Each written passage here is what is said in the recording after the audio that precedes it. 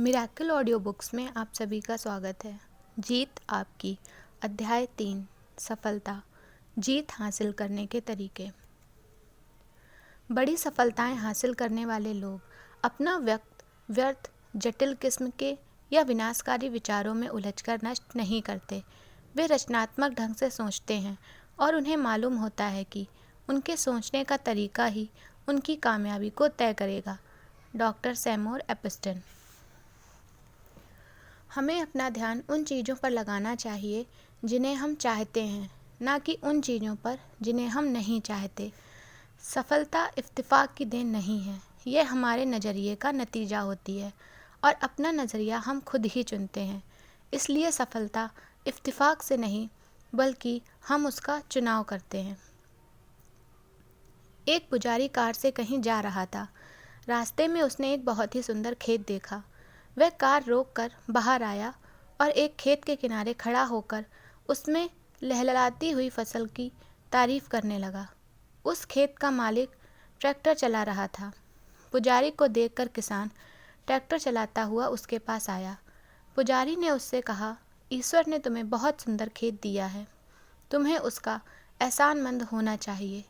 किसान ने जवाब दिया, हाँ, ईश्वर ने मुझे बहुत अच्छा खेत दिया है और इसके लिए मैं उन्हें धन्यवाद देता हूँ, लेकिन आप उसको उस समय देखना चाहिए था जब सारा खेत ईश्वर ने अपने हाथों में रखा हुआ था। ज़्यादातर नाकामयाब लोग कोई बड़ा लॉटरी पाने का इंतज़ार करते रहते हैं, लेकिन इस तरीके से उन्हें कामयाबी शायद ही कभी मिल पाती है। आम आदमी सुरक्षा तलाशता है, जबकि असाधारण लोग अवसर तलाशते हैं। ऐसा क्यों होता है कि कोई इंसान अपनी सफलताओं की कहानियाँ लगातार लिखता जाता है, जबकि दूसरे लोग तैयारी ही करते रह जाते हैं? ऐसा क्यों होता है कि कोई इंसान एक के बाद एक दूसरी रुकावटों को पार करता हुआ अपने लक्ष्य को प्राप्त कर लेता है, जबकि दूसरे लोग संघर्ष ही करते रह जाते हैं और कहीं नहीं पहुंच पाते?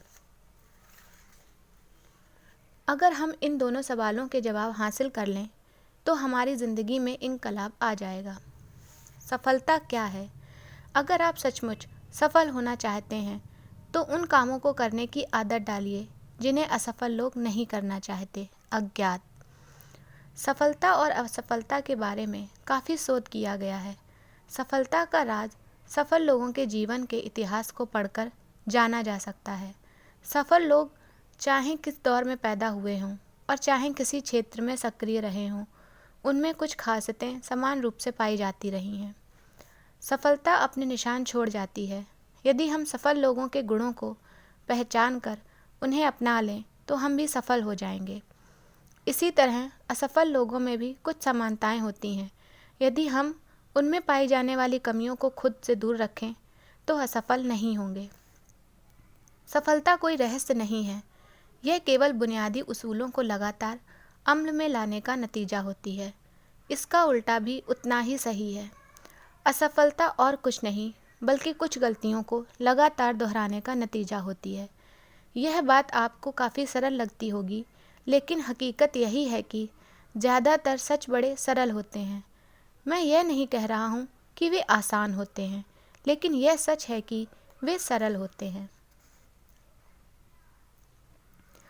सदा मुस्कुराना और सबको प्यार करना, गुणीजनों का सम्मान पाना, बच्चों के दिल में रहना, सच्चे आलोचकों की स्वीकृति पाना, झूठे दोस्तों की दगाबाजी को सहना, खूबसूरती को सराहना, दूसरों में खूबियाँ तलाशना, किसी उम्मीद के बिना दूसरों के लिए खुद को अर्पित करना, उत्साह के साथ हंसना और खेलना और मस्ती भरे तराने गाना।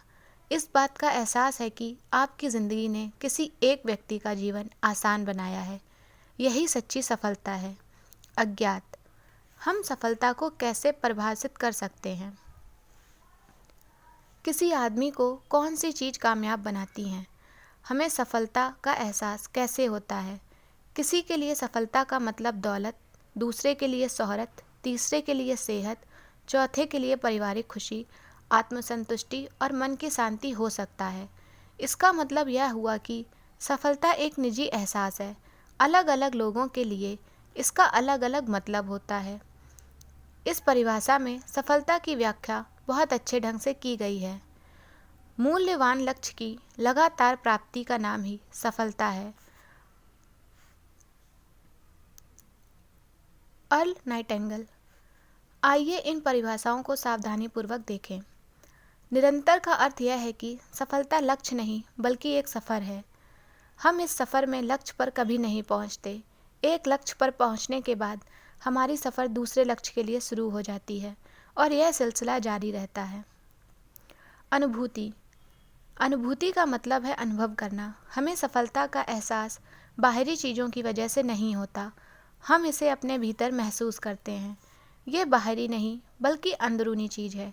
इसलिए कई बार कोई चीज़ बाहर से सफलता लग सकती है पर वह हमें अंदर से बिल्कुल खोखली लगती है। सार्थकता का संबंध हमारी मूल्य प्रणाली से है। मूल्य रहित लक्ष्य सार्थक नहीं हो सकते। हम किस दिशा में बढ़ रहे हैं, सकारात्मक लक्ष्य की दिशा में या नकारात्मक लक्ष्य की दिशा में। सार्थकता से हमारी सफ़र का स्तर यानी उसकी गुणवत्ता तय होती है। इसी से हमारी सफ़र को एक अर्थ और हमें आत्मसंतुष्टि मिलती है। लक्ष्य महत्वपूर्ण है क्योंकि उनके कारण हमें अपनी दिशा का एहसास होता है। जो सफलता आत्मसंतुष्टि ना दे वह खोखली होती है। मुझे नहीं मालूम कि कामयाबी पाने की कुंजी क्या है, पर हर आदमी को खुश करने की कोशिश करना ही नाकामयाबी की कुंजी है। Bill Cosby. कामयाबी का मतलब यह नहीं है कि हर इंसान आपको कबूल और पसंद करे। कुछ लोग भी हैं जिन्हें मान्यता पाना मैं खुद नहीं चाहूँगा। मूर्खों की आलोचना को मैं घिनौने चरित्र के लोगों की तारीफ से बेहतर मानता हूँ। मैं सफलता को अच्छी किस्मत का नतीजा मानता हूँ जो हमें प्रेरणा, आकांक्षा, हताशा और तैयारी की वजह से मिलती है। आमतौर पर कामयाबी के सफ़र का सिलसिला ऐसा ही होता है। सफलता और प्रसन्नता का चोली दामन का साथ है। सफलता का मतलब यह है कि हम जो चाहें उसे पा लें और प्रसन्नता का मतलब यह है कि हम जो पाएं उसे चाहें। सफलता का मतलब अपने अस्तित्व को कायम रखना भर नहीं है, इसका अर्थ उससे ज़्यादा व्यापक है। सिर्फ ज़िंदगी ना गुजारो, जियो। सिर्फ छुओ नहीं, महसूस करो। सिर्फ देखो नहीं, गौर करो। सिर्फ पढ़ो नहीं, जीवन में उतारो। सिर्फ सुनो नहीं, ध्यान से सुनो। सिर्फ ध्यान से ही ना सुनो, समझो। John H Rhodes. सफलता की राह में आने वाली कुछ बाधाएं वास्तविक या काल्पनिक। अहंकार, असफल सफल होने का डर, आत्मसम्मान की कमी, कोई योजना ना होना, कोई निश्चित लक्ष्य ना होना, जिंदगी के उतार चढ़ाव, टाल मटोल की आदत, पारिवारिक जिम्मेदारियां, आर्थिक सुरक्षा से जुड़े मामले, एकाग्रता की कमी, भ्रमित हो जाना, पैसे की लालच में दूर की ना सोचना, सारा बोझ खुद उठाना, क्षमता से अधिक उलझ जाना, जुड़ाव ना महसूस करना, ट्रेनिंग की कमी, दृढ़ता की कमी, प्राथमिकताएं ना तय कर पाना।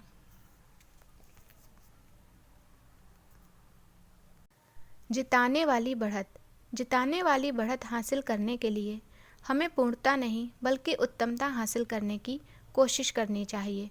पूर्णता हासिल करने का सपना देखना दरअसल एक दिमागी खलल है, जबकि उत्तमता हासिल करने की कोशिश करना तरक्की की राह पर कदम बढ़ाना है, क्योंकि ऐसा कोई काम नहीं है जिसे और बेहतर ढंग से ना किया जा सके। हमें केवल थोड़ी सी बढ़त हासिल करने की ज़रूरत होती है।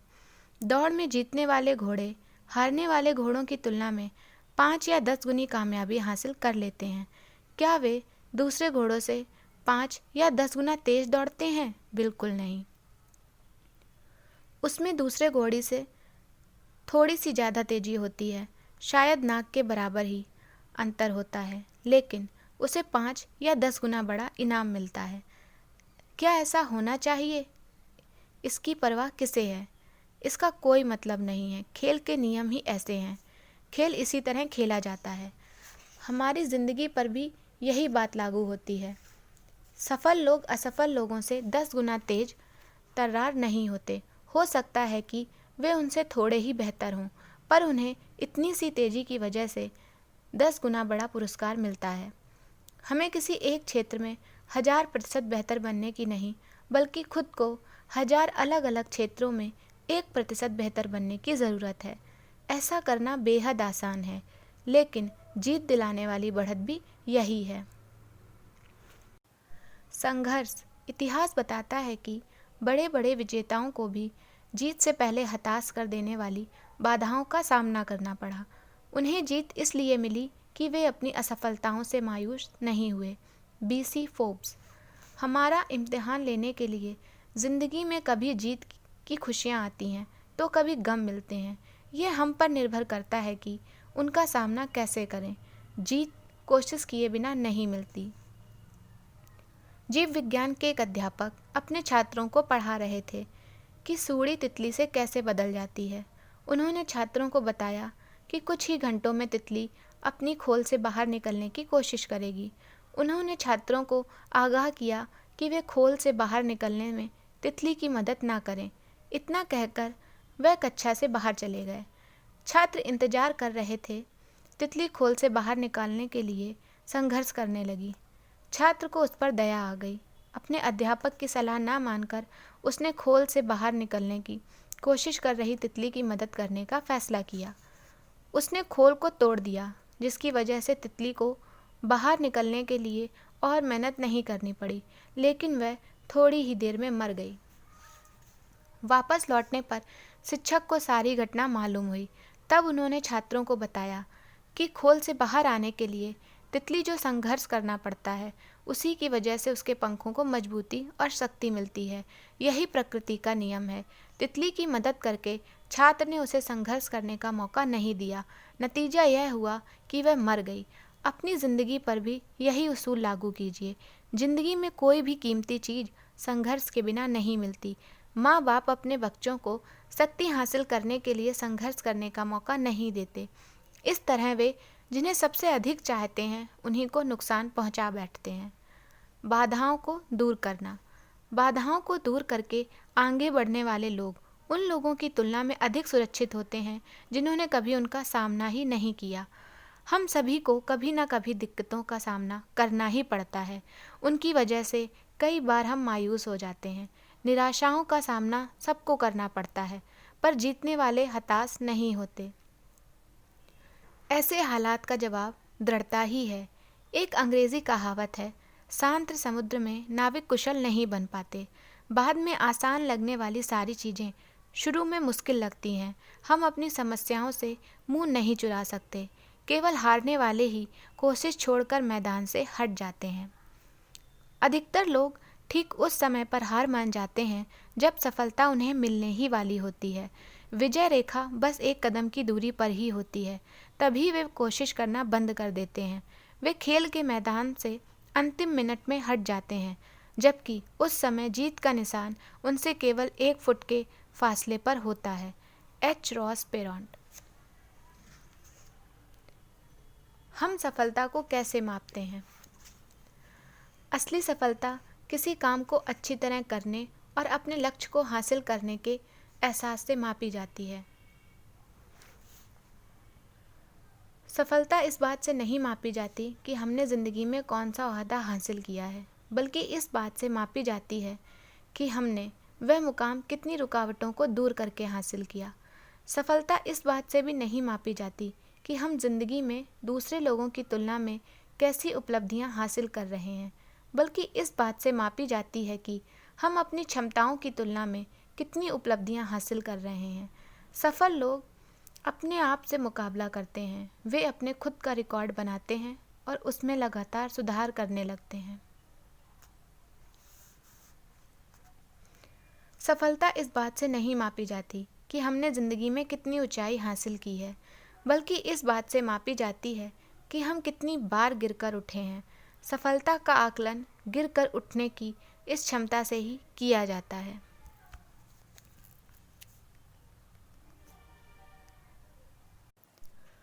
सफलता की हर कहानी महान असफलताओं की भी कहानी है।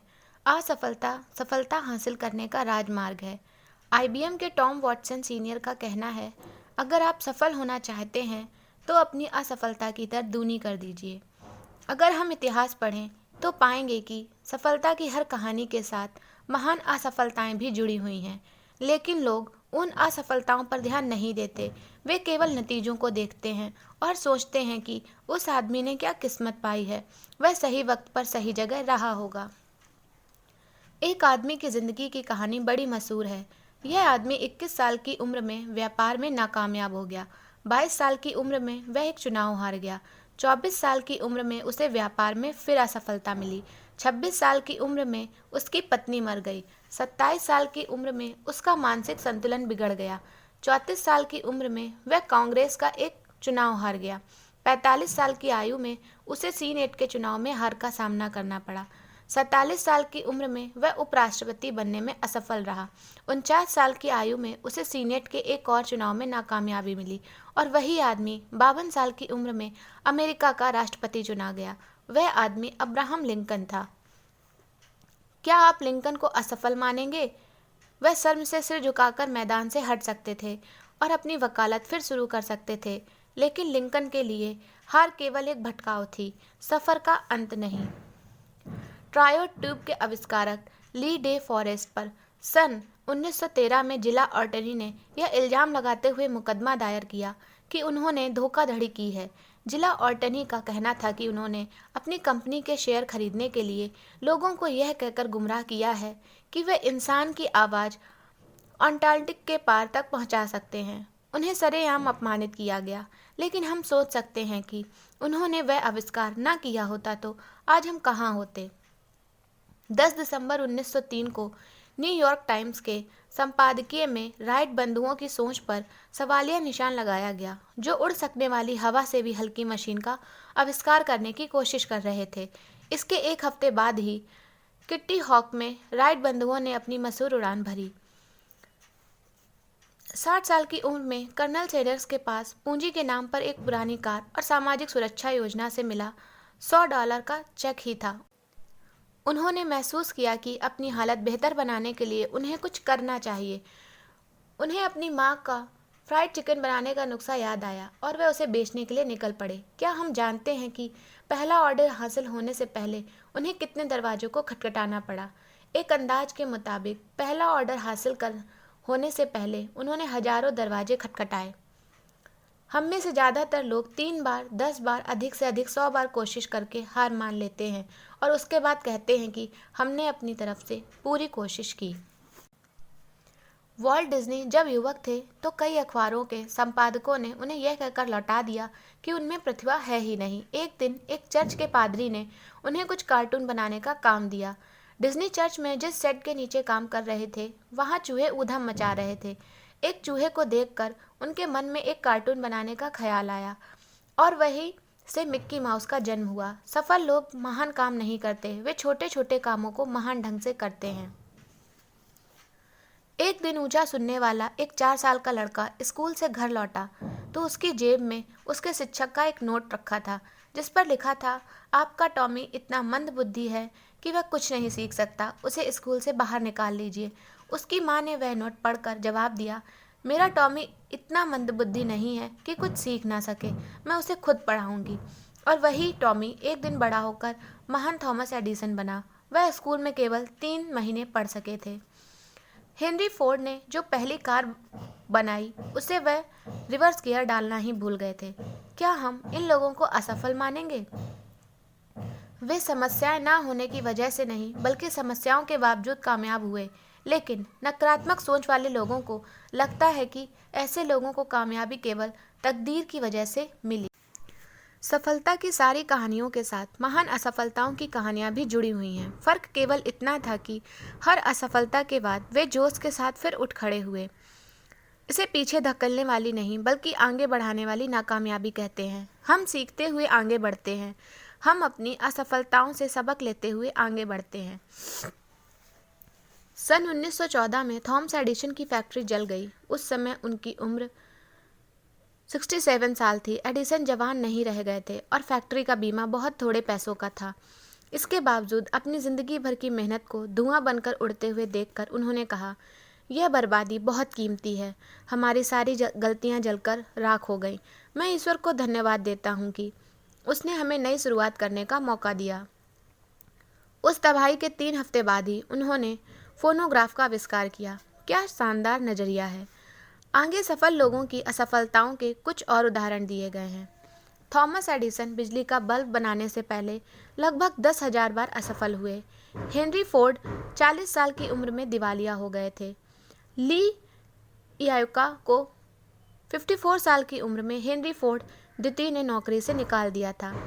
बीथोवन जब युवा थे तो उनसे कहा गया था कि उनमें संगीत की प्रतिभा नहीं है, लेकिन उन्होंने संसार को संगीत की कुछ उत्तम रचनाएं दी।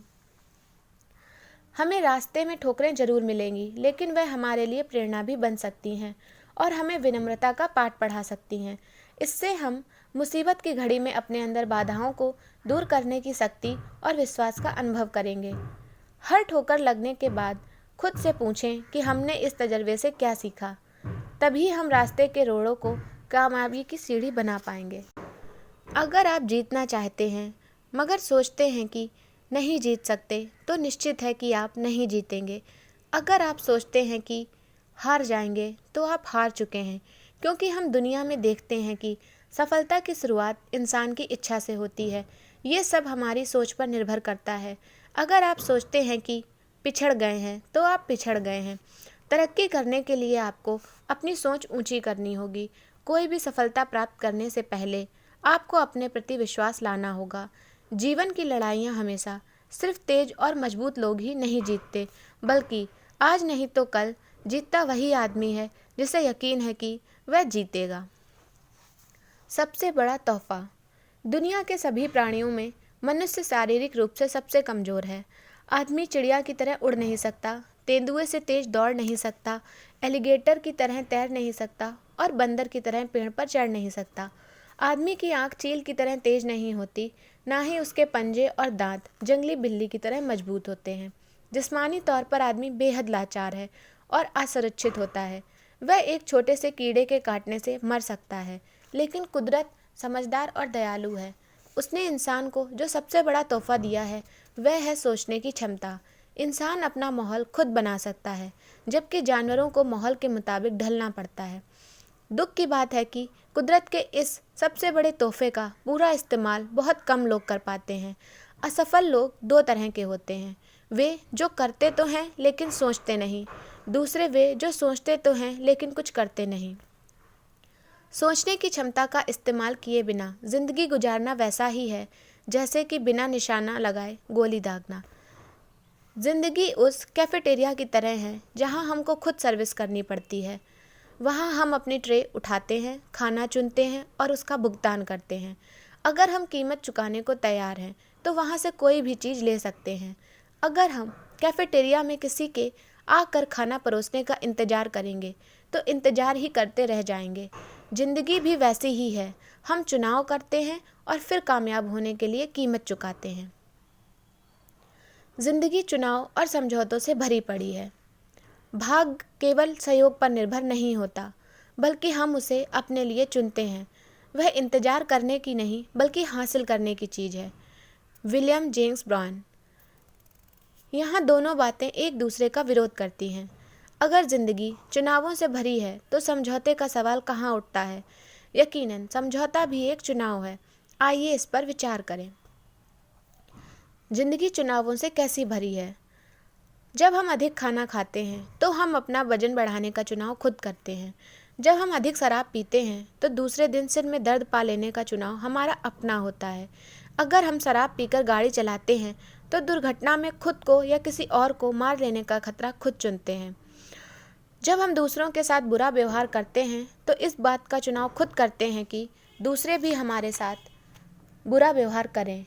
जब हम दूसरों की परवाह नहीं करते तो यह चुनाव हम खुद करते हैं कि दूसरे भी हमारी परवाह ना करें। हर चुनाव का एक नतीजा भी होता है। हम चुनाव करने के लिए तो स्वतंत्र होते हैं, लेकिन उसके बाद वह चुनाव हमें नियंत्रित करने लगता है। दूसरों से कुछ अलग बनने के लिए हम सबके पास बराबर मौका होता है। जिंदगी की तुलना गीली मिट्टी से की जा सकती है।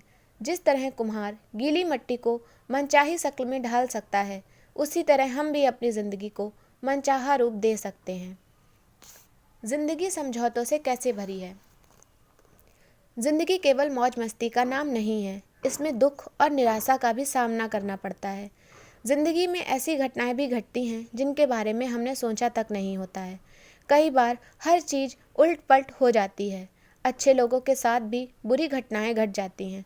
कुछ चीज़ें हमारे काबू से बाहर होती हैं, जैसे कि अपाहिज होना या शरीर में कोई जन्मजात दोष होना। हम अपने माँ बाप या पैदा होने के वक्त के हालात को नहीं चुन सकते। अगर तकदीर ने हमारे साथ नाइंसाफ़ी की है तो मुझे अफसोस है, लेकिन ऐसा हो ही गया है तो अब हम क्या करेंगे? चीखेंगे, चिल्लाएंगे या तकदीर की चुनौती को मंजूर करते हुए आगे बढ़ेंगे? यह चुनाव हमको करना है। किसी साफ दिन में हमको झील में सैकड़ों नाव तैरती हुई दिखाई देंगी। हर नाव अलग दिशा में जा रही होती है। हवा के एक ही दिशा में बहने के बावजूद नावें अलग अलग दिशाओं में जा रही होती हैं। क्यों?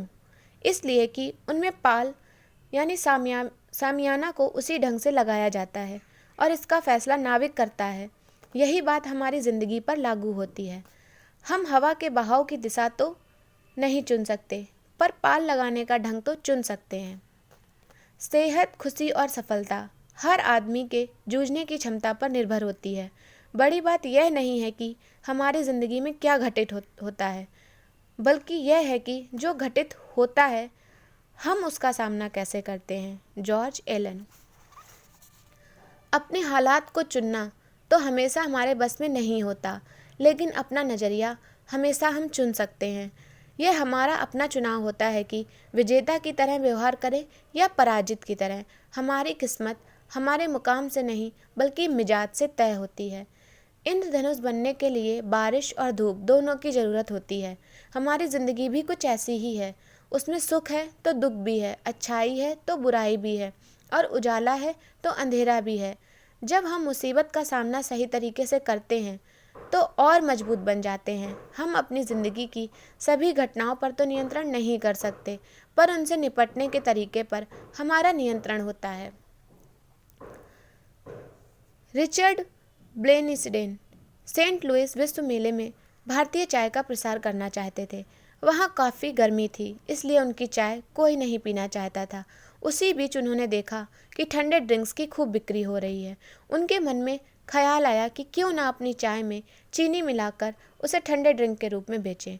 उन्होंने ऐसा ही किया और लोगों ने उनकी ड्रिंक को खूब पसंद किया। दुनिया में ठंडी चाय का चलन वहीं से शुरू हुआ। आदमी कोई बाजफल नहीं है जिसके पास कोई विकल्प नहीं होता। बाजफल खुद यह तय नहीं कर सकता कि वह विशाल वृक्ष बन जाए या गिलहरियों का भोजन बने, लेकिन मनुष्य चुनाव कर सकता है। अगर हमारे पास नींबू हो तो हम उसे आँख में डालकर चीख चिल्ला सकते हैं और उसकी शिकंजी बनाकर भी पी सकते हैं। अगर हालात बिगड़ जाएं, कभी ना कभी ऐसा होता ही है, तो यह हम पर निर्भर होता है कि हम उनका सामना जिम्मेदारी से करें या खींचते हुए करें। इंसान को कामयाब बनाने वाली खूबियाँ। इच्छा। सफल होने की प्रेरणा किसी मकसद को हासिल करने की गहरी इच्छा से जन्म लेती है। नेपोलियन हिल ने लिखा है, इंसान का दिमाग जिन चीज़ों को सोच सकता है या जिन चीज़ों पर यकीन कर सकता है उन्हें हासिल भी कर सकता है। एक युवक ने सुकरात से सफलता का रहस्य पूछा। सुकरात ने उससे दूसरे दिन सुबह नदी के किनारे मिलने के लिए कहा। दूसरे दिन युवक सुकरात से मिलने नदी के किनारे पहुंचा तो उन्होंने उसे नदी की ओर चलने के लिए कहा। जब पानी उसकी गर्दन तक पहुंच गया तो सुकरात ने अचानक युवक का सिर पानी में डुबो दिया। युवक पानी से बाहर निकलने के लिए छटपटाने लगा, पर सुकरात काफ़ी मजबूत थे। उन्होंने युवक को पानी में डुबोए रखा।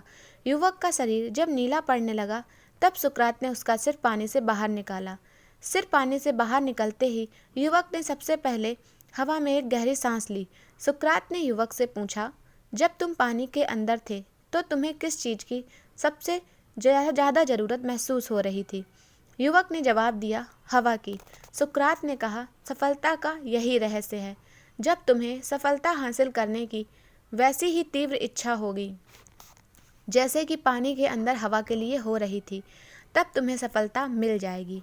गहरी इच्छा हर उपलब्धि की शुरुआती बिंदु होती है। जिस तरह आग की छोटी लपटें अधिक गर्मी नहीं दे सकती, वैसे ही कमज़ोर इच्छा बड़े नतीजे नहीं दे सकती। वचनबद्धता। सिर्फ सफल होने की कोशिश ना करें, बल्कि मूल्य आधारित जीवन जीने वाला मनुष्य बनने की कोशिश कीजिए। वचनबद्धता की इमारत ईमानदारी और समझदारी के खंभों पर टिकी होती है। इस बात को उस मैनेजर ने बहुत अच्छी तरह जाहिर किया था जिसने अपने स्टाफ के सदस्यों से कहा, ईमानदारी का मतलब यह है कि पैसे का नुकसान होने पर भी अपना वचन निभाएं, और बुद्धिमत्ता का अर्थ यह है कि ऐसे बेवकूफ़ी भरे वादे ना करें। समृद्धि और सफलता हमारे विचारों और फैसलों का नतीजा होती है। हमारे जीवन को कैसे विचार प्रभावित करेंगे, इसका फैसला हमें ही करना है। सफलता इत्तेफाक से नहीं मिलती, यह हमारे नज़रिए का नतीजा होती है। जीत के लिए वचनबद्धता जरूरी है। जीत के लिए खेलने और हार से बचने के लिए खेलने में बहुत बड़ा फ़र्क होता है। जब हम जीतने के लिए खेलते हैं तब पूरे उत्साह और वचनबद्धता के साथ खेलते हैं, लेकिन जब हम ना हारने के लिए खेलते हैं तो हमारे खेल में कमजोरी होती है। जब हम हार से बचने के लिए खेलते हैं तो दरअसल हम नाकामयाबी को टालने के लिए खेलते हैं। हम सभी जीतना चाहते हैं, लेकिन जीत की तैयारी की कीमत चुकाने के लिए बहुत कम लोग तैयार होते हैं। विजेता जीतने के लिए वचनबद्ध होते हैं और खुद को उसी मुताबिक ढाल लेते हैं। जीत के लिए खेलने के पीछे कोई प्रेरणा होती है, जबकि हार से बचने के लिए खेलने का कारण हताशा होती है। हमें आदर्श परिस्थितियाँ कभी नहीं मिलती, वैसी परिस्थितियाँ कभी बनेंगी भी नहीं। आप लक्ष्य तक ना तो किनारे खड़े रहकर पहुँच सकते हैं और ना ही धारा के साथ बहकर। आपको कभी हवा के साथ तो कभी हवा के विपरीत नाव खेनी होगी, लेकिन उसे लगातार खेते रहना होगा। कभी किसी कोच या खिलाड़ी से पूछिए कि सबसे अच्छी और सबसे घटिया टीम के बीच कितना फ़र्क था। दोनों टीमों के खिलाड़ियों की शारीरिक क्षमता, प्रतिभा और योग्यता में बहुत मामूली फ़र्क होता है। उनके बीच सबसे बड़ा अंतर भावनात्मक स्तर पर होता है। जीतने वाली टीम में समर्पण की भावना होती है, वह अतिरिक्त प्रयास करती है, उसमें जीतने की प्रबल इच्छा होती है। एक विजेता के लिए मुकाबला जितना कड़ा होता है, प्रोत्साहन उतना ही बढ़ जाता है, प्रेरणा और प्रबल हो जाती है, कार्य क्षमता बढ़ जाती है, जीत का आनंद बढ़ जाता है। नई चुनौतियां नई संभावनाओं को जन्म देती हैं। अधिकतर खिलाड़ियों ने सर्वश्रेष्ठ प्रदर्शन तब किया जब परिस्थितियां उनके हक में नहीं थीं। यही वह समय है जब वे अपनी छिपी हुई शक्ति को खींचकर बाहर लाते हैं। जब मैं थक जाता और थक कर रुक जाना चाहता तो मुझे उत्सुकता होती थी कि मेरे प्रतिद्वंदी इस समय क्या कर रहा होगा। जब मैं सोच में देखता कि वह अभी भी प्रैक्टिस कर रहा है तो मैं और मेहनत करता, और जब मैं देखता कि वह थक कर आराम कर रहा है तो मैं और भी कड़ी मेहनत करने लगता। डॉन गैबल, ओलंपिक में कुश्ती के स्वर्ण पदक विजेता। सफलता का मतलब उपलब्धि नहीं, बल्कि उपलब्धि हासिल करने का एहसास है। कुछ लोग कभी कोशिश नहीं करते क्योंकि उन्हें हारने का डर होता है।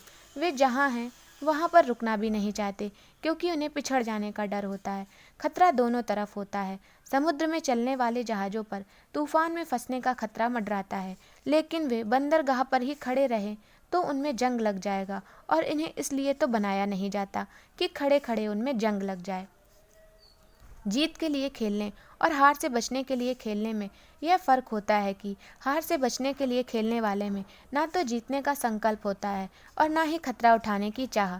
जीत के लिए खेलने वाले दबावों के बीच और निखरते हैं, जबकि हार से बचने के लिए खेलने वाले लोगों को मालूम नहीं होता कि सफलता कैसे हासिल की जाए। जीत के लिए खेलने वाले लोग जितना बड़ा मुकाबला होगा उतना ही ज़्यादा तैयारी करते हैं, और जो लोग ना हारने के लिए खेलते हैं वे कड़े मुकाबले में अपनी स्वाभाविक क्षमता खो बैठते हैं।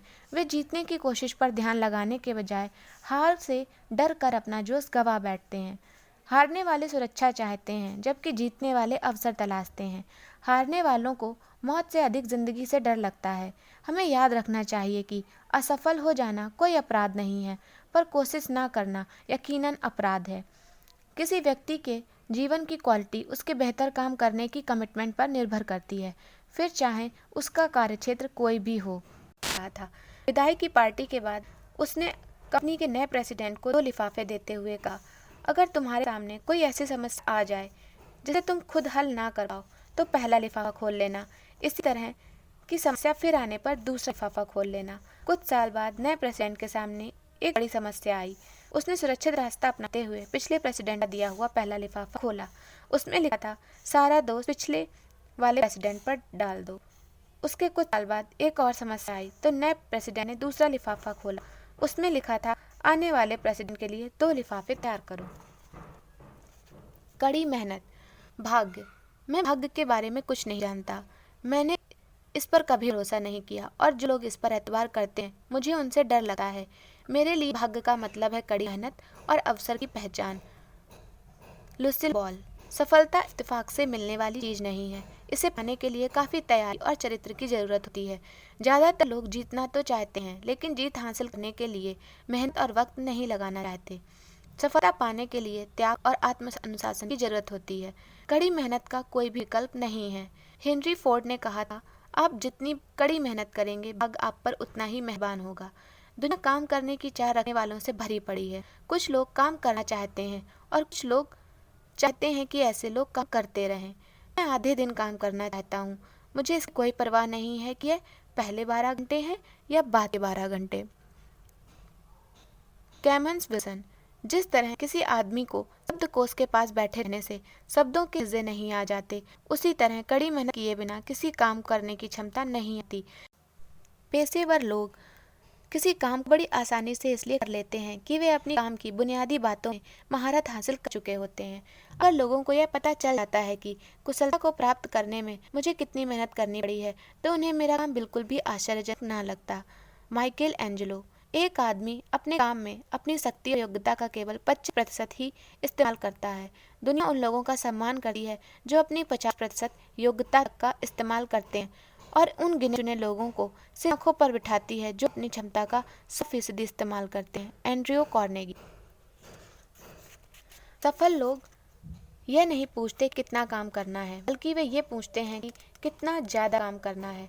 वे यह पूछते हैं कि कितने घंटे काम करना है। यह नहीं पूछते कि कितने कम समय तक काम करना है।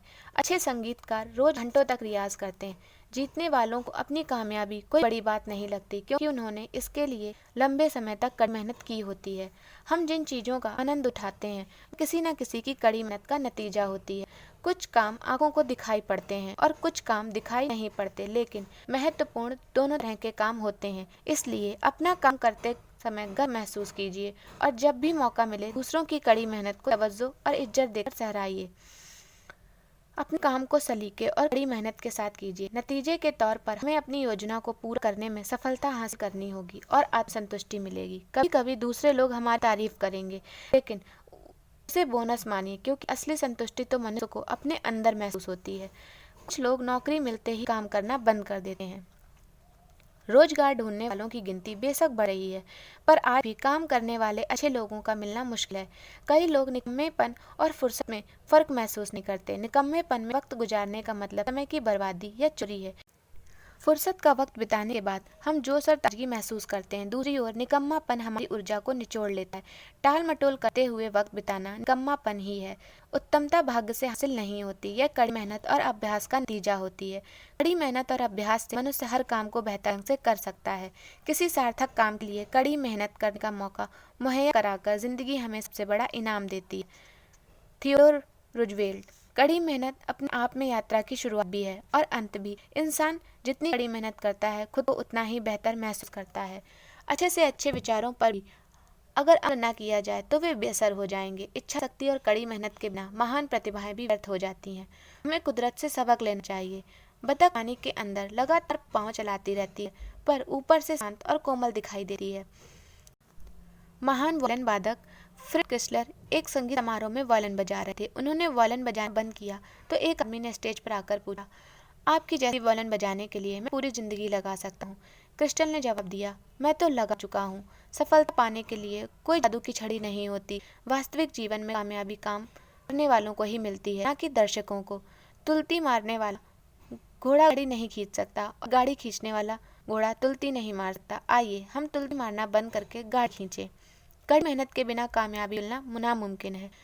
कुदरत ने चिड़ियों के लिए खाने का इंतजाम तो कर रखा है, पर वह उसे उनके घोंसले में नहीं रख जाती। उन्हें उसे हासिल करने के लिए कड़ी मेहनत करनी पड़ती है। पैराडाइज लॉस्ट लिखने के लिए मिल्टन रोज सुबह 4 बजे उठ जाते थे। नो वेबस्टर डिक्शनरी तैयार करने में 36 साल लग गए। छोटी छोटी उपलब्धियां हासिल करने के लिए भी हमें कड़ी मेहनत करनी पड़ती है, लेकिन छोटी से छोटी उपलब्धि भी बड़ी बड़ी बातों से बेअसर होती है।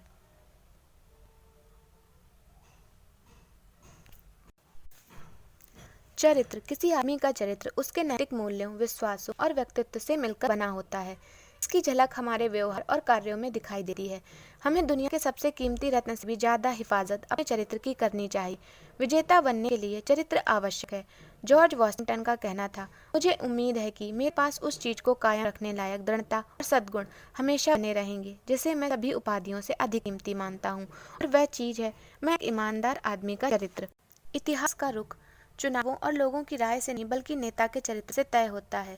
ईमानदारी के क्षेत्र में घाल-मेल की गुंजाइश नहीं होती। सफलता की राह में कई बाधाएं होती हैं। इनसे बचने के लिए चरित्र और कड़ी मेहनत की जरूरत होती है। ऐसा क्यों होता है कि ज़्यादातर लोग सफलता तो पसंद करते हैं लेकिन सफल लोगों से नफरत करते हैं? जब भी कोई आदमी सामान्य स्तर से ऊपर उठता है तो उसकी टांग खींचने के लिए बहुत से लोग तैयार हो जाते हैं। हम जब किसी आदमी को पहाड़ की चोटी पर खड़ा देखते हैं तो सोचते हैं कि अफसर ने उसका साथ दिया होगा, लेकिन वह वहां तक तुक्के से नहीं पहुंचा। उसने वहां तक पहुंचने के लिए कड़ी मशक्कत करके मुश्किल चढ़ाई चढ़नी पड़ी। हमारी जिंदगी भी इससे अलग नहीं है। किसी भी पेशे में नाकामयाब लोग कामयाब इंसान से जलते हैं। आपको हाशिए पर बैठे आलोचक हर जगह मिलेंगे। ये लोग जिंदगी में खुद तो ज़्यादा आगे नहीं बढ़ पाए लेकिन काम करने वालों को चीख चीख कर नसीहत देते रहते हैं कि उन्हें वह काम कैसे करना चाहिए। पर याद रखें कि ये लोग ना तो नेता हैं और ना ही नेता। इन आलोचकों की वजह से अपने लक्ष्य से मत भटकिए। आम लोग आलोचना से बचने के लिए सुरक्षित रास्ता अपनाते हैं। वे निंदा से बचने के लिए ना तो कुछ कहते हैं, ना करते हैं, ना ही कुछ बनते हैं। इस तरह वे अपना आलोचना से बच जाते हैं लेकिन हमेशा सामान्य ही बने रहते हैं। हम जो जो उपलब्धियां हासिल करेंगे हमारी आलोचना भी बढ़ती जाएगी। आलोचक वह है जो दाम तो हर चीज का जानता है लेकिन उन चीजों का महत्व नहीं। Oscar Wilde.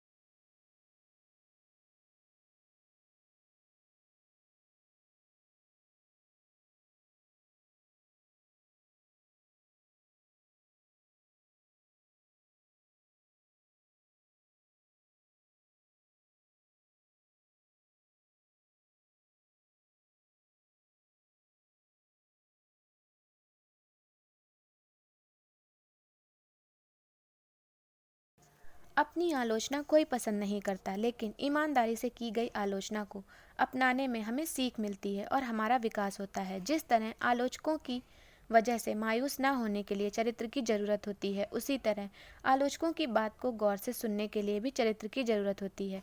जलन की वजह से की गई आलोचना और ईमानदार आलोचना में फ़र्क करना बेहद ज़रूरी है। कामयाब लोगों के पास यह हुनर होता है। उस हुनर का एक हिस्सा आलोचक के मकसद को समझना है, इसका दूसरा हिस्सा और काफ़ी बड़ा हिस्सा खुद को जानना है। कामयाब लोग खुद को अच्छी तरह समझते हैं, इसलिए उन्हें मालूम हो जाता है कि कौन सी आलोचना सही है। दूसरे लोगों की तरह सफल लोग भी अपनी आलोचना पसंद नहीं करते, लेकिन जब उन्हें कोई आलोचना सच्ची लगती है तो वे उसे शांति के साथ धैर्य से सुनते हैं। वे खुद को सुधारने के लिए आलोचक से सलाह मांगते हैं। दरअसल सफल लोग इन लोगों पर विश्वास करते हैं, उनसे आलोचना करने के लिए अक्सर कहते हैं। वे उनसे पूछते हैं, मैं कैसा काम कर रहा हूँ, मैं खुद को बेहतर कैसे बना सकता हूँ। चरित्र बहुत गुणों का मेल है। इंसान का चरित्र निष्ठा, निस्वार्थ भावना, समझ, दृढ़ विश्वास, साहस, वफादारी और दूसरों की इज्जत करने जैसे गुणों का मेल झोल होता है। कोई खुशनुमा चरित्रवान व्यक्तित्व कैसा होता है? उसका अपना एक स्तर होता है, उसमें आत्मसंयम होता है, वह संतुलित होता है, उसमें अहंकार रहित दृढ़ता और आत्मविश्वास होता है, वह दूसरों का ध्यान रखता है, वह बहाने नहीं बनाता, वह जानता है कि शिष्टाचार और सलीके से पेश आने के लिए छोटी छोटी कुर्बानियाँ देनी पड़ती हैं, वह अपनी पिछली गलतियों से सीखता है, वह पैसे या ऊंचे खानदान की देन नहीं होता, वह अपने फायदे के लिए दूसरों को दबा नहीं करता। उसमें दिखावा नहीं बल्कि असलियत होती है। उसमें ऊंचे लोगों की सोहबत में रहने की काबिलियत तो होती ही है, साथ ही आम आदमी वाला अंदाज भी होता है। उसके शब्दों में मिठास, नज़र में हमदर्दी और मुस्कान में शराफत होती है। उसमें अत्याचार के विरोध में खड़ा हो सकने वाला स्वाभिमान होता है। वह अपने साथ और दूसरों के साथ सहज रहता है।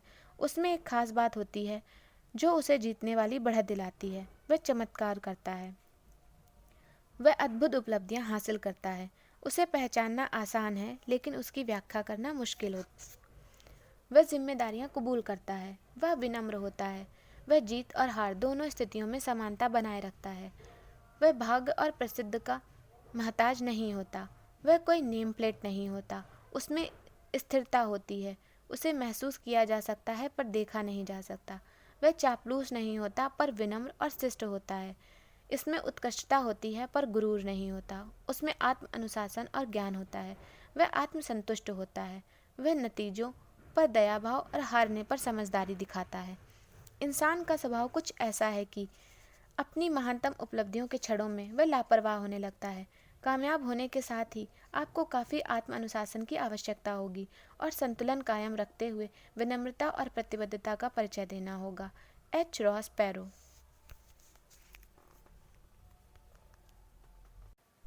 सफलता हासिल करने से भी अधिक मुश्किल उसे संभालना होता है। कई लोग सफल होना तो जानते हैं, पर सफल होने के बाद उसे संभालना नहीं जानते। इसलिए योग्यता और चरित्र का चोली दामन का साथ माना जाता है। योग्यता की वजह से आपको सफलता मिलती है और चरित्र सफलता को संभालता है।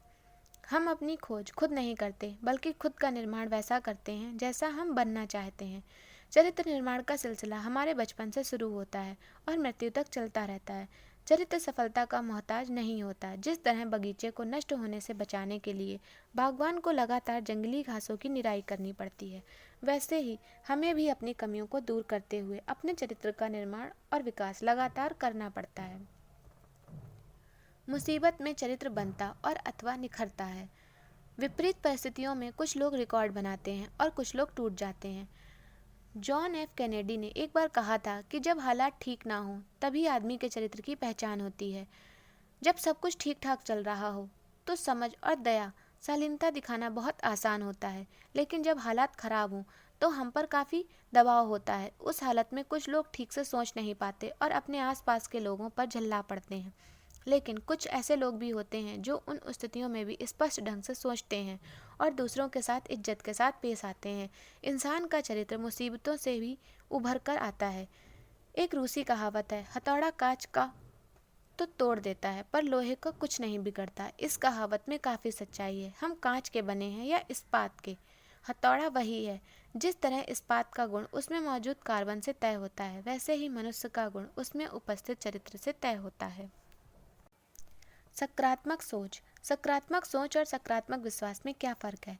जब हम अपने विचारों की आवाज़ सुनते हैं तो वे हमें कैसे लगते हैं? वे सकारात्मक हैं या नकारात्मक? हम अपने दिमाग को सफलता के लिए प्रोग्राम कर रहे हैं या असफलता के लिए? हमारे सोचने के तरीके का हमारे काम करने की क्षमता पर गहरा असर पड़ता है। अपने लिए सकारात्मक नज़रिया अपनाने और प्रेरित होने का चुनाव हमें रोज करना होता है। सकारात्मक जीवन जीना आसान नहीं है, पर नकारात्मक जीवन जीना तो भी आसान नहीं है। मैं तो अपने लिए सकारात्मक जीवन ही चुनूंगा। सकारात्मक सोच हमें हमारी क्षमताओं का भरपूर इस्तेमाल करने में मदद देती है। सकारात्मक विश्वास सकारात्मक सोच से ही बड़ी चीज़ है। इसका मतलब यह जानना है कि सकारात्मक सोच नतीजा देगी। सकारात्मक विश्वास का मतलब आत्मविश्वास से भरा नजरिया है जो तैयारी से उपजता है। कोशिश के बिना सकारात्मक नजरिया ख्याल पुलाव पकाने जैसा है। सकारात्मक विश्वास का एक उदाहरण आगे दिया है। कई साल पहले लॉकहीड ने एक 1011 ट्राइस्टर हवाई जहाज बनाया। उस जेट विमान की शक्ति और सुरक्षा प्रणालियों की जांच करने के लिए एक लॉकहीड कंपनी ने 18 महीने तक कठोर से कठोर परीक्षण किए, जिसमें उन्हें $1.5 बिलियन लगे। हाइड्रोक्लोरिक जैक, इलेक्ट्रॉनिक सेंसर और एक कंप्यूटर की मदद से उस जहाज ने एक बड़ी गड़बड़ी के बिना 36,000 उड़ानें भरी। किसी जहाज को इतनी उड़ानें भरने में 100 साल लग जाएंगे। हजारों परीक्षणों के बाद उस जहाज को आखिरकार उड़ान भरने की इजाज़त दे दी गई। क्या लॉकहीड इस विमान पर पूरा भरोसा कर सकती थी? यकीनन। इसको तैयार करने के लिए कड़ी मेहनत की गई है, इसलिए पूरे यकीन से कहा जा सकता है कि वह उड़ान भरने के लिए पूरी तरह सुरक्षित है। एक दिन पाओगे, सफलता भी असफलता में ही, जैसे शंका के बादल में आशा की चमक। नाप सकोगे क्या इतनी दूरी? दूर दिखती है लेकिन मुमकिन है यह नज़दीक हो। डटे रहो चाहे कितनी भी मुश्किल हो, चाहे हालात जितने बुरे हों, लेकिन हिम्मत ना हारो, डटे रहो। महान वायलिन वादक फ्रिट्ज क्रिस्टल से किसी ने पूछा, आप इतनी अच्छी वायलिन कैसे बजाते हैं? क्या यह भाग्य की देन है? उन्होंने जवाब दिया, यह अभ्यास का नतीजा है। अगर मैं 1 महीने तक अभ्यास ना करूं, तो मेरे वायलिन बजाने में आए फर्क को श्रोता महसूस कर सकते हैं। अगर मैं 1 सप्ताह तक अभ्यास ना करूं, तो मेरी पत्नी फर्क को बता सकती है, और अगर मैं 1 दिन अभ्यास ना करूं, तो मैं खुद फर्क को बता सकता हूँ। दृढ़ता प्रतिबद्धता का परिणाम है और उसी से संकल्प का जन्म होता है। धैर्य आनंद देता है। कुछ सेकंड या कुछ मिनट तक अपनी क्षमता प्रदर्शित करने के लिए खिलाड़ी सालों अभ्यास करते हैं। दृढ़ता एक फैसला है। यह फैसला लेकर आदमी खुद को कोई काम पूरा करने का वचन देता है। थक जाने पर कोशिश बंद कर देने की इच्छा होती है, लेकिन जीतने वालों में सहन शक्ति होती है। किसी जीतने वाले खिलाड़ी से पूछिए तो वह हमें बताएगा कि शुरू किए गए काम को पूरा करने के लिए उसे कितनी तकलीफ सही है। दूसरी ओर कई असफल लोगों ने शुरुआत तो अच्छी की, पर शुरू किए गए किसी काम को पूरा नहीं किया। दृढ़ता के लिए लक्ष्य होना जरूरी है। जिस आदमी के पास कोई लक्ष्य नहीं हो, उसमें ना तो कभी दृढ़ता आ सकती है और ना ही उसे कभी आत्मसंतुष्टि महसूस हो सकती है। अपने काम में गर्व महसूस करें।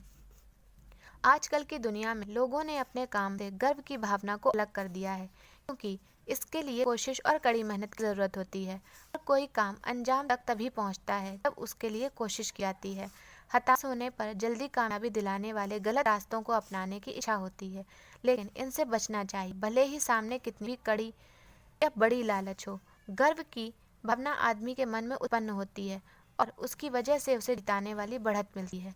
अपने काम को लेकर गौरव अनुभव करें, पर अहंकारी ना बने। यह तो विनम्रता भरे आनंद का इजहार है। काम और काम को करने वाले गुणवत्ता को एक दूसरे से अलग नहीं किया जा सकता। आधे मन से किए गए काम से आधे नतीजे ही मिलते हैं, बल्कि इस तरह से किए गए काम में से कोई नतीजा नहीं मिलता। 3 लोग ईंटों की चुनाई कर रहे थे। एक आदमी ने उनसे पूछा, आप क्या कर रहे हैं? उनमें से एक ने जवाब दिया, तो दिखाई नहीं देता, मैं रोजी कमा रहा हूँ। दूसरे ने जवाब दिया, तुम्हें दिखाई नहीं देता कि मैं ईंटें चुन रहा हूँ। तीसरे ने जवाब दिया, मैं एक सुंदर स्मारक बना रहा हूँ। वे एक ही काम को कर रहे थे, लेकिन उसके बारे में उनके 3 बहुत अलग अलग नजरिए थे। क्या उनके नजरिए का उनके काम पर भी असर पड़ेगा? जवाब है, जरूर पड़ेगा।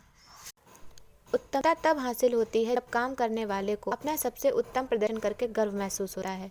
हर काम उसे करने वाले का अक्स होता है, चाहे वह कार की सफाई का काम हो, फर्श साफ करने का काम हो या घर की रंगाई करने का काम हो। हर काम को पहली बार ही सही ढंग से कीजिए और फिर हर बार सही ढंग से कीजिए। आने वाले कल का सबसे अच्छा बीमा आज अच्छे ढंग से किया गया काम है। माइकल एंजेलो कई दिनों से एक प्रतिमा पर काम कर रहे थे। वे हर बारीकी को सुधारने में काफी वक्त लगा रहे थे। पास खड़े एक आदमी को यह सुधार गैर जरूरी लगे। उसने माइकल एंजेलो से पूछा कि वह उन बारीकियों को इतनी चिंता क्यों करता है। माइकल एंजेलो ने जवाब दिया, छोटी छोटी चीजें ही पूर्णता लाती हैं और पूर्णता कोई छोटी चीज नहीं है। ज्यादातर लोग ये भूल जाते हैं कि आप कोई काम कितनी तेज से किया है, लेकिन उन्हें याद रहता है कि आपने काम कितने अच्छे ढंग से काम किया। अगर किसी आदमी को सड़क साफ करने का काम दिया जाए तो उसे वैसे सफाई करनी चाहिए जैसे माइकल एंजेलो पेंटिंग करता था, या बीथोवन संगीत की रचना करता, या शेक्सपियर कोई कविता लिखता। उसे सड़क की सफाई इतनी अच्छी तरह करनी चाहिए कि स्वर्ग और पृथ्वी दोनों जगहों के लोग रुक कर बोलें कि यहाँ सड़क सफाई करने वाला रहता था, जिसने अपना काम गर्व से और बहुत अच्छी तरह किया। Martin Luther king junior. किसी काम को अच्छी तरह करने का एहसास खुद में एक इनाम है। खराब तरीके से कई काम करने से अच्छा है कि अच्छे ढंग से कुछ ही काम किया जाए। शिष्य बनने की इच्छा रखिए, कोई सलाहकार ढूंढिए। ईश्वर और गुरु दोनों सामने खड़े हों तो शिष्य पहले किसे प्रणाम करेगा? भारतीय परंपरा के अनुसार वह पहले गुरु को प्रणाम करेगा, क्योंकि उसकी सहायता और मार्गदर्शन के बिना शिष्य ईश्वर को प्राप्त नहीं कर सकता। सलाहकार या गुरु ऐसा इंसान होता है जिसके बीते कल का तजुर्बा हमारे आने वाले कल को संवार सकता है। किसी सलाहकार को सावधानी से चुनिए। अच्छा सलाहकार हमको रास्ता और दिशा दिखलाएगा, जबकि बुरा सलाहकार हमको भटकाएगा। अपने सलाहकार को सम्मान दीजिए। उत्सुक प्रकृति के शिष्य बनिए। उत्सुक शिष्य को अपने गुरु से सबसे उत्तम उपलब्धि प्राप्त होती है। अच्छे गुरु हमारी प्यास बुझाते नहीं, बल्कि हमारी प्यास को जगाते हैं। वे हमको उस राह पर आगे बढ़ाते हैं जिस पर चलकर सवालों के जवाब हासिल होते हैं। क्या हम में कामयाबी के लिए जरूरी खूबियां हैं? क्या हम में कामयाब होने के लिए जरूरी खूबियां हैं? कुछ लोगों को लगता है कि उनमें ये खूबियां नहीं हैं और वे सामान्य दर्जे के ही बने रहते हैं, लेकिन हकीकत ऐसी नहीं है। हम सब में वे 10 खूबियां मौजूद हैं जिनके बारे में इस अध्याय में चर्चा की गई है। यह हो सकता है कि वे खूबियां हमारी उम्मीद के मुताबिक विकसित ना हुई हों, लेकिन वे हम में मौजूद जरूर हैं। संभव है कि हमें अपनी उन खूबियों के बारे में पता ना हो, लेकिन एक बार उन्हें ढूंढ लेने के बाद हमारी कार्य क्षमता में बदलाव आ जाता है। यह कुछ ऐसा ही है जैसा कि हमारे पिछवाड़े करोड़ों रुपए गड़े हों और हमको मालूम ना हो। उस हालात में हम उनका इस्तेमाल नहीं कर पाएंगे, लेकिन उन्हें पाते ही हमारी सोच और व्यवहार बदल जाते हैं। हम सब में खजाना छिपा हुआ है, बस उसे ढूंढकर इस्तेमाल करने की ज़रूरत है।